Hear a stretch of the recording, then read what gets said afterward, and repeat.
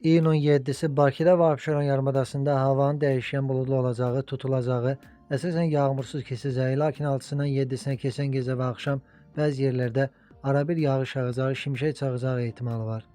Cənub-qərb küləyi axşam mülayim şimal-qərb küləyi ilə əvəz olunacaq. Temperatur gecə 18-20, gündüz 25-30, atmosfer təzyiqi isə 763 mm civə sütun olacaq.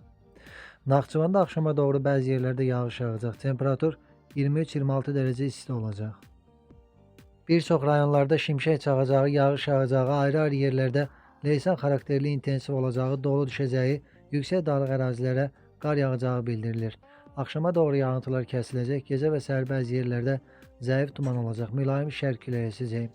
Temperatur gecə 16-20, gündüz 26-30, dağlarda gecə 5-10, gündüz 15-20 dərəcə isti olacaq.